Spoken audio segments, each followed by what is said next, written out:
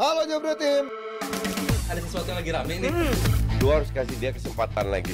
Di atas kertas lo semuanya harusnya menang. Ada bahasan yang paling ditunggu-tunggu. Happy Friday Jepret Team. Yes, hari ini kita hadir lebih awal ya di sore-sore kali ini karena kita akan fokus di mana nanti Tim Nasional Indonesia akan menghadapi Yordania dalam laga uji coba Tim Nasional U20 kita. Dan langsung aja kita akan ngebahas mengenai hasil-hasil dari Liga Champions kemarin bersama gue Dazuf, ada Mas Adiani, ada Rizal Palevi dan juga Mas Aldi. Hello. Ampun. Si sombong Ampun. Udah Gue aman masukin dulu. Mentang-mentang udah Mumpung ketemu. reguler Bundesliga. Hah?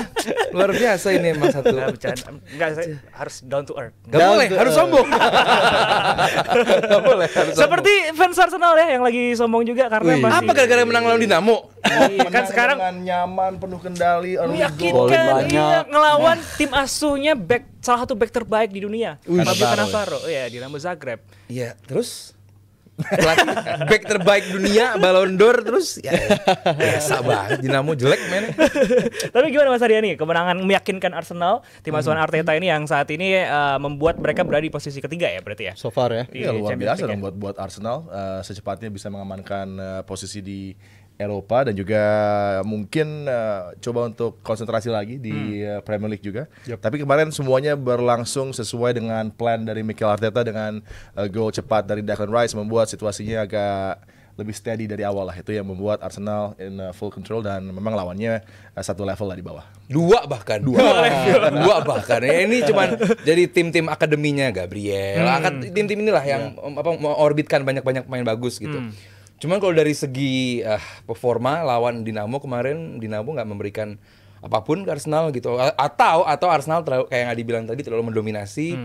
Cuman dari segi finishing lagi-lagi menjadi PR. Lagi-lagi bakal gua highlight bahwa Arsenal ini Aber udah bikin ini, tolong kita bahas, kesian udah bikin statistik. Arsenal menguasai XG-nya, golnya di atas XG, artinya memang peluangnya banyak, 17 shot hanya bisa dikonversi jadi 3 gol, on target 4. Ya artinya bahwa lihat ini gue bilang tidak memberikan apapun gitu si Dinamonya gitu, ada on target, nggak ada big chance. Ya nggak kayak jadi Liga Champion gitu, jadi kayak cuman Liga Eropa, walaupun banyak tim yang susah menang di Liga Eropa ya. Siapa tuh Mas Aldi? Ada. Artinya bahwa bikin gol menit awal, terus ya menit 66, terus Odegaard ya. Cuman gue please jangan tanya gue lagi ini Havertz bikin gol. Apakah Arsenal masih butuh beli striker? Usah lagi tanya gitu. Ya tuh, ini gue setuju. Tumben Arsenal menang dengan penampilan yang solid ini gue setuju. Cuman ya lawan Dinamo di Eropa ya buat gue jadi pada akhirnya bisa memainkan beberapa pemain kayak Zinchenko, pemain-pemain yang tadinya cuma jadi bench warmer bisa dimainkan lagi, Sterling bisa start. Ada beberapa pemain yang lagi fase sulit kayak Martinelli bisa perform hari ini atau kemarin. Artinya ya oke lah. Cuman ini gue nggak mau ngejudge performa Arsenal dari laga menghadapi Zagreb, sama seperti gue juga nggak mau ngejudge performa Madrid lawan Salzburg atau Liverpool menghadapi Lille. Ya emang beda level gitu. Jadi gue nggak akan memuji segitu tingginya. Ya buat gue ya oke gitu. Emang harusnya menang. Makanya bakal menjadi highlight menjadi hal yang menganehkan gitu kalau sampai Arsenal kalah sama Zagreb atau Liverpool kalah sama Lille atau Madrid kalah sama tadi lawannya Salzburg, kayak seperti Bayern kalah sama Feyenoord. Makanya kan 3-0. mengagetkan, menganehkan gitu karena ini bukan lawannya Arsenal gitu. Bukan beruntung, bagus Arsenal bisa menang karena emang harusnya menang. Dan ya bisa nggak Arsenal nanti finish peringkat 2 gitu. Karena buat gue tim yang paling serem sejauh ini Liga Champion ya cuma Liverpool Dan Barcelona mungkin ya. No. Gua begini, kalaupun nanti Arsenal sama Barcelona emang belum tentu menang, cuman nggak seserem Liverpool. Gitu buat gua gitu. Barcelona serem, cuman ya kalau gua bandingin sama Liverpool masih lebih serem Liverpool lah gitu. Lebih komplit. Dan Madrid. Tetap ya DNA Champions League. Iya, nggak jadi boleh dicoret ya. nggak boleh dicoret gitu. Jadi buat gua ya ini harusnya seperti ini Arsenal, bukan hal yang aneh gitu. Dan ya lagi-lagi harus lebih klinis depan gawang, lagi-lagi harus lebih klinis. Dan cederanya Saliba, gua nggak tahu nih berapa panjang dia bakal absen. Jadi ya gua must win game dan Arsenal win. So good Iya. story. Gue rasa must win game dan mereka ngelakuin itu udah jadi good point lah bagi Arsenal. Apalagi bersama Arteta, tiap musim kan selalu ada match-match ketika mereka kesulitan gitu. Bahkan ketika lawan yang di atas kertas bisa mereka kalahkan, tapi ternyata mereka juga beberapa kali terbukti kesulitan. Tapi kemenangan-kemenangan kayak gini yang harusnya sering-sering mereka lakuin gitu. Karena di musim ini mereka juga jadi salah satu tim dengan title udah unggul duluan kalau di liga ya, unggul duluan tapi sering banget kehilangan poin-poin untuk bisa mengunci kemenangan, kan itu juga mencoreng dari segi Banget. penampilan mereka gitu. Seharusnya mereka bisa tampil jauh lebih nyaman, tapi ngomongin soal kenyamanan mungkin dalam sebulan terakhir gue ngeliat ini kemenangan paling nyaman bagi Arsenal gitu ya. Walaupun lagi-lagi lawannya Zagreb, tapi dari segi kenyamanan, dari segi intensitas dari awal, dan kalau ditanya pemain paling perform, menurut gue Martinelli sih dibandingkan standar-standar sebelumnya, karena ya dia selayaknya winger, ya ini dibutuhkan seorang winger. Ada ruang, dia tusuk terus-menerus, ngasih crossing juga, crossing yang bagus semalam dia supply kayak begitu, dan gue harap dia konsisten melakukan ini. Apalagi peluang untuk dia gue rasa lagi gede banget nih Bang, karena Saka lagi nggak ada dan beberapa kali dia dicoba juga sebagai sayap kanan. Daripada lu ngandelin Sterling terus-menerus, mending Martinelli otak-atik aja antara di kiri atau di kanan, dan Trossard juga sebulan terakhir gue rasa improve juga. Ini template yang harusnya bisa dimanfaatkan bagi Arsenal. Ya, Jal tadi lu bilang Sterling daripada memanfaatkan Sterling, padahal kan masuknya Sterling harusnya ini memberikan adisi yang begitu mahal dari experience. Itu katanya di underline. Harusnya. Tapi kenapa nih Sterling kok begitu susah? Padahal pelatih juga Mikel Arteta yang sudah pernah pasti kan kenal banget sama Sterling. Ya udah tua satu, udah tua dan udah habis buat gue. Jadi dan nggak banyak yang bisa ditawarkan juga di atas lapangan oleh Sterling, dan nggak menyalahkan gitu. Emang pemain ini udah lama juga nggak menjadi bagian dari utama dari sebuah klub. Di Chelsea juga ya begitu. Artinya bahwa ya emang ini pemain yang untuk menjadi backup, oke, toh gajinya juga yang bayar Chelsea kan. Jadi ya nggak banyak yang bisa ditawarkan. Take on nggak begitu gitu. Dia mengandalkan bola disodorin dikit terus lari, kontrol dikit hilang, seperti itu kan. Jadi nggak banyak yang bisa ditawarkan sama pemain ini gitu. Cuman kalau harusnya ada sekretaris bener kata Adi tadi, harusnya banyak pengalaman, terus jam terbang dia punya semua. Cuman itu tuh target itu tuh nggak dapat gitu dari seorang Sterling. Jadi ya gue harap ini juga, dan gue yakin ini bakal menjadi perhatian dari Arteta. Cuman untuk laga-laga seperti ini, makanya seperti gue bilang tadi, pemain-pemain kayak Sterling, Zinchenko itu bisa dimainkan gitu, mengistirahatkan beberapa pemain atau meng-backup pemain-pemain yang lagi cedera kayak Saka di kanan. Ya, gue lanjutin soal Sterling, gue rasa ketika dia di Chelsea pun nggak ada game bagus menurut gue. Sterling kurang lebih sama 2 musim, gue nggak ngeliat dia tampil yang inform banget gitu bersama Chelsea, walaupun Chelsea buruk secara kolektif ya, pergantian pelatih beberapa kali di musim pertama dia. Tapi gue masih inget last day of the season di musim 21-22 ketika Sterling masuk, ini lawan Aston Villa, ini monster banget ketika berhadapan dengan tim yang low block. Tapi usia jadi berpengaruh bener kata lu, dan pace dia udah nggak kayak dulu lagi. Jadi gue rasa ini pemain yang udah makin menurun. Dan kalau buat fans Arsenal mungkin relevannya ini Willian 2.0 kali ya, dari Chelsea ke Arsenal. Outputnya sama-sama aja kalau gue bilang, dan gue rasa sih ini cuma stop gap doang nih Sterling sampai akhir musim bagi Arsenal. Tapi kalau ngelihat Dinamo Zagreb di mana semalam kan dia bertahan gitu kan, dan lihat. Ya kan si Fabio Cannavaro ini salah satu CV back yang Cannavaro. satu-satunya back yang bisa mendapatkan Ballon d'Or gitu kan. Sebagai pemain dia hebat gitu, tapi sebagai pelatih apakah ini emang justru kualitas pemain dari Dinamo Zagreb? Come on Dazuf, ini bukan hal baru gitu. Lu hebat sebagai pemain, nggak menjamin lu hebat sebagai pelatih gitu. Dan ini ya gini, Dia hebat di Tiongkok. Evergrande. Awet lagi gitu banyak gitu kan. Itu banyak awet, Gede. Banyak titles tuh di sana. Iya, cuman ya untuk level Eropa ya mungkin ini menjadi langkah awal bagi Fabio Cannavaro. Gua doakan dia bisa menjadi pelatih yang hebat, karena sebagai pemain pun dia sebagai orang yang punya kontrol baik di ruang ganti maupun di atas lapangan.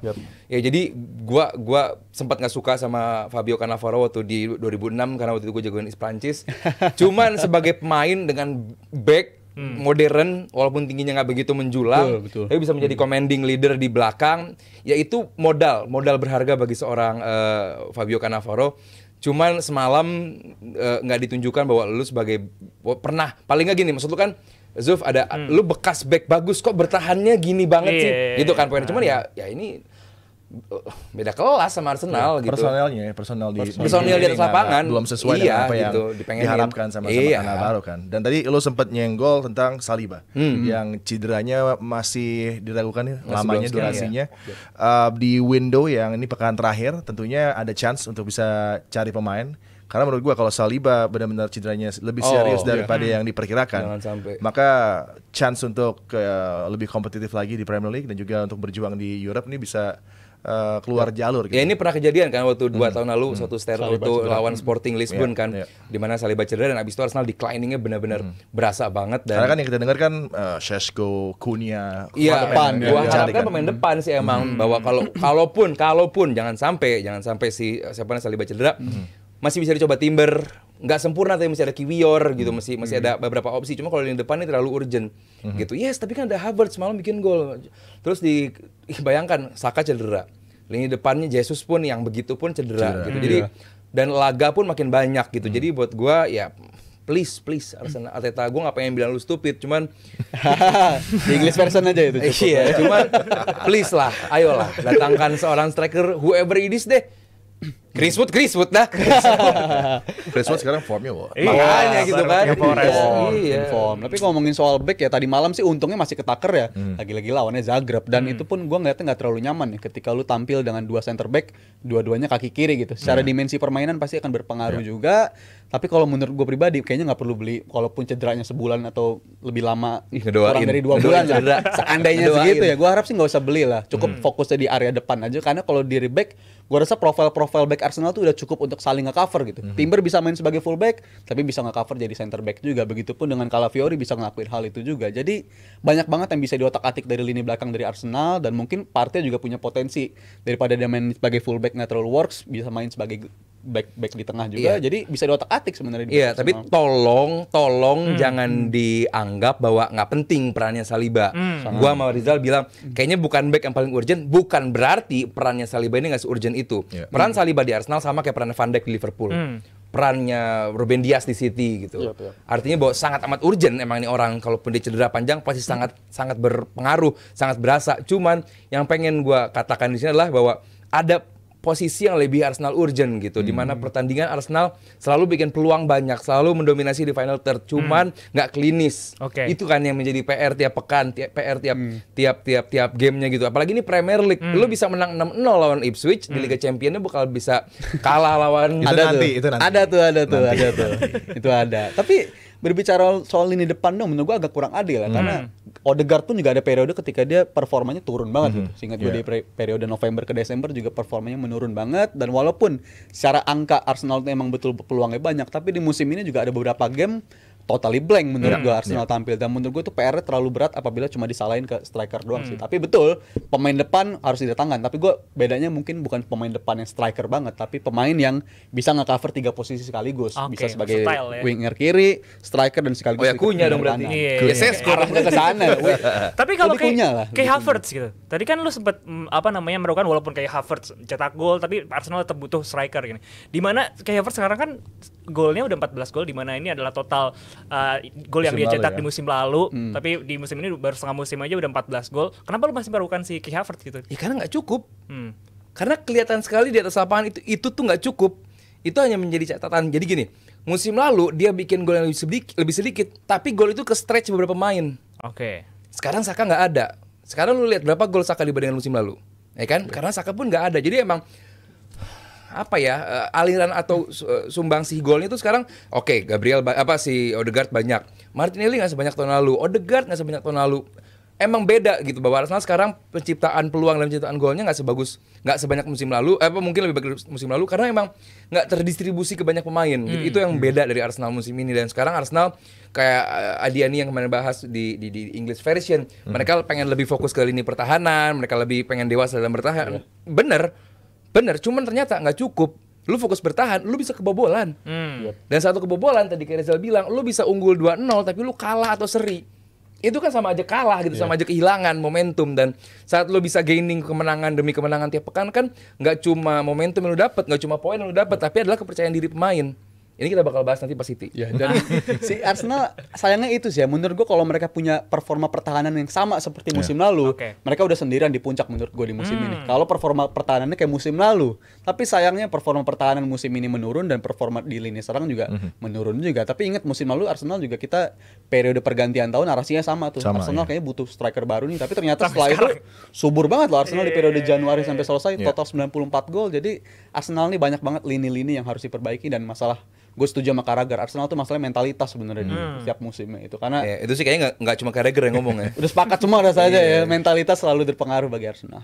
Ya, tapi dengan hasil ini Arsenal berada di posisi ketiga Champions League table, di mana kemungkinan besar untuk langsung lolos ke 8 besar ini sangat-sangat besar gitu kan. Apakah ini adalah trofi yang realistis dan harus diprioritaskan oleh Arsenal? Come on. Nggak, kalau prioritas Arsenal tuh pasti Premier League Premier sebenarnya League, kan. kan. Tanggung serba tanggung. Itu target utama udah 20 plus tahun menunggu dan masih belum juga bisa mendekat dengan sekarang kan Liverpool kan persaingannya. Tapi sepertinya agak sulit gitu. Tapi kalau kita lihat di Champions League pun tim-tim seperti yang di atas ya, ada Liverpool, ada Arsenal, Barcelona misalnya. Nanti akan kesulitan juga dengan format sekarang karena akan ada undian lagi 2 pot lagi di top 8 yang akan bertemu dengan nanti yang ikut playoffs. Dan di playoffs itu tim-timnya kan bahaya Sulit semua juga. gitu. Real Madrid misalnya. Jadi potensi untuk ketemu Real Madrid, ketemu Celtic, ketemu tim-tim seperti Bayern juga ini justru besar bisa terjadi terhadap Liverpool, terhadap Arsenal. Jadi belum tentu safe dengan format sekarang. Yes. Ini dia. Iya, formatnya. tapi kalau bahas Liverpool, siapa yang bisa ngalahin Liverpool sekarang? Kalau gue sih pede-pede siapapun Gue lawannya sih, lagi pede-pede. gue kalau jadi Liverpool, gue jadi fans Liverpool sangat amat pede, cuy. Gue kalau lihat dari list itu mungkin yang bisa mengalahkan ataupun menyulitkan Liverpool Brest. tim menyulitkan. ada Atletico Madrid, ada Internazionale. Gue Tapi Atalanta sih. Atalanta. Kalau bagi Liverpool ya. Trauma Tiga-tiganya musim lalu. buat gue nggak level Liverpool. Trauma Buat musim tiga-tiganya buat gue, mereka bagus musim ini. Tadi lo bilang Atletico, yes bagus. Inter sangat bagus. Cuman kalau di compare sama Liverpool, gimana ya? Bukan lagi pengen ngeremehin. Cuman Liverpool terlalu terlalu dikdaya. Tapi kok ya bisa, GD-nya kalah sama Barcelona ya. Nah, itu dia yang tadi gue bilang ya, yang playoffs bahaya, ada Real, ada Juve, PSV, Jadi Celtic. buat yang belum tahu, nanti Adi sama Rizal juga bisa nambahin. Jadi peringkat 9 sampai 16 itu bakal diadu sama 17 sampai 24 ya. Bakal playoff. Terus juga 2 kandang tandang. Nanti ketemunya peringkat 1 sama 8. Dan nunggu tuh. Nanti itu ketahuan tuh 1 ketemunya apa. Iya. Nah 1 sama 2 itu nggak akan ketemu dimanapun kecuali di final. Jadi Liverpool, kalaupun nanti finishnya begini nih, Liverpool 1, Barcelona 2, ya udah Liverpool sama Barcelona pastikan nggak akan ketemu gitu. Jadi misalnya nih 3 atau 4 ketemunya nanti misalnya contoh ya 17 atau 18 gitu. Jadi begitu. Dan simulasinya kalau nggak berubah sampai akhir Liverpool sama Barcelona, yang nunggu lawannya adalah si Munchen, Real Madrid, Juventus dan Celtic. Jadi ada potensi El Clasico langsung terjadi di babak-babak awal-awal. Senegara boleh? Tuh. Bisa langsung Iya, di langsung format ya? yang Oh, iya, begini. iya, iya. Jadi ini bakal jadi format yang menghibur banget sih menurut gua. Ya, Gua enggak lah. mengoreksi Gua musim sih- lalu gua sempat ragu sama format Gua ini sih tapi masih ragu. ternyata Gue masih ragu juga. Gue masih ragu Sampai begini. karena kalau dari kacamata pemain cuy, ini kesian pemain. Capek sih. Digerus. Jadwal. Playoff nambah 2 game. Playoff nambah 2 game. Iya. Tim kayak City, Madrid ini kan bukan tim-tim yang harusnya lewat playoff, ya kan? Kesian gitu, apalagi mereka sangat tipis lah secara Squad ya. squad depth-nya gitu. Tambahan tambahan jadwal lagi. Jadi buat gua udah paling bener tuh kayak kemarin. Grup knockout udah langsung gitu. Ini pakai playoff segala. Kalau mau 16 aja langsung ya Nanti dia. abis ini kan juga cuma 1 kali main ya. Abis itu nggak ada, dia nggak Iya, ada sisa nggak ini. two legged kan. Tinggal nunggu lagi, betul. Iya. Tapi patut ditunggu lah. Gue udah nih. Tapi tetap berarti Premier League yang harus diprioritaskan Arsenal. Gue gak ngerti pertanyaan lu, Zulf. Maksudnya prioritaskan gimana? Ya sejauh mungkin Iya di sih. Liga Champion sebisa mungkin. Di Premier League juga pasti segitu. Liverpool juga demikian. Mungkin menurut dia itu realistically Iya. kan sebenarnya di Champions League hampir mustahil buat Arsenal mungkin ya. Iya, iya. Yang gua Tangkep. tarik gitu kan. Dan di Premier League juga Liverpool terlalu jauh kayaknya nih. Iya. Apakah di musim ini trophyless lagi dan membuat Mikel dalam ancaman karena kan 5 seasons dengan FA Cup di awal karir dia sebagai manajer Arsenal, tapi kemudian habis itu blank. Iya, kalau soal sampai finish nggak juara, itu hal lain. Tapi kalau sampai keluar dari Januari tanpa pemain baru, at least berusaha buat memperbaiki apa yang lu kurang, itu lain cerita gitu. Bahwa lu mengadres jeleknya Arsenal di mana dan lu mencari obatnya. Ada aksi yang beneran intangible, beneran kelihatan. Tapi kalau sampai menganggap bahwa Arsenal fine aja, gue sangat ya kan Arteta gitu kan, I'm very proud with the player, I'm very proud cara kerja mereka di atas lapangan, begitu mulu kan. Cuman kan ini nggak cukup begitu loh. Kelihatan kemarin Di saat Liverpool bisa kehilangan poin, kok Arsenalnya juga kehilangan poin gitu. Kemarin apa namanya, Arsenal main duluan, bisa ngasih pressure ke Liverpool, Arsenalnya 2 sama, Liverpoolnya menang, menjauh lah. Artinya bahwa ada momen-momen yang lu tuh bisa loh 2 horse races tadi kata Adi juga kan, ini paling memungkinkan untuk mengganggu Liverpool ya Arsenal harusnya gitu kan. Cuman kok nggak ya lo horse races gitu, nggak kayak pacuan berdua gitu loh. Sempet Chelsea, sempet Nottingham, bahkan juga Nottingham sekarang masih menjadi ancaman juga. Artinya bahwa lu kelihatan bahkan yang bukan pelatih pun bisa mengadres di mana kurangnya Arsenal. Duit ada, nggak lagi bermasalah dengan FFP, nggak lagi bermasalah dengan PSR. Ayo datengin, lu butuh goal getter, simple. Bukan sekedar ya lu ngomong gampang. Emang gampang, Arsenal datengin pemain ini sangat gampang. Bayangin kalau sampai Arsenal contoh lagi saingan sama Nottingham dan saingan dapetin Cunha. Kalau sampai dia ke Nottingham, which is tim yang lebih seger, tim yang lebih punya potensi menjadi kejutan musim ini. Bayangin Nottingham back to Champions League musim depan. Itu kan bakal menjadi sejarah juga gitu kan. Ya itu Arsenal bakal malu banget sih kalau tapi gue lihat justru chance-nya buat Cunha ke Forest sangat besar. Sangat besar, itu dia. Koneksi Jorge Mendes yang akan lebih mendekat dengan satu bahasa dengan pelatih. Forest juga punya banyak pemain Jorge Mendes. Jadi di situ aja Arsenal kayaknya akan kalah susah. gap. Iya. Tapi tentunya Šeško menjadi target yang memungkinkan karena ya tadi sebenarnya kan Alex Isak yang menjadi tujuan akhir tuh dari Arsenal. Isak sih pemain paling harusnya ya, kalau secara kaliber sih harusnya dia, tapi dari harga kayaknya nggak bakal kedapetan. Tapi kalau Šeško jujur gue nggak terlalu yakin sih Šeško. Di Euro tuh gue nggak impress banget sama dia gitu. Slovenia. Iya, Slovenia juga nggak impress kan. Šeško benar-benar masih belum cukup lah. Striker PSM juga dari Slovenia tuh. Untuk buat nganterin. Yo iya. Itu kan Nermin Halyeta. Belajar gue di Liga 1 nih. Bagus. Nermin Halyeta 196. Oke, kita lihat aja nanti siapa striker yang mungkin bakal didatangkan Arsenal dan mungkin Halyeta mungkin. Slovenia. Dan mungkinkah Arsenal musim ini trophyless lagi atau mungkin Mungkin. Sangat mungkin. Iya, piala-piala Ciki Sisa apa? Carabao leg 2. Carabao masih ada. Carabao leg 2 kan. Di 2-0 kan. Di St. James sih. Iya. Yang pasti kita akan balik lagi ngomongin soal sakit hatinya Pep Guardiola. Jadi buat Jebret Tim jangan kemana-mana. Stay tune terus di DPI. Halo Jebret Tim. Ada sesuatu yang lagi rame nih. Lu harus kasih dia kesempatan lagi. Di atas kertas lo semuanya harusnya menang. Ada bahasan yang paling ditunggu-tunggu.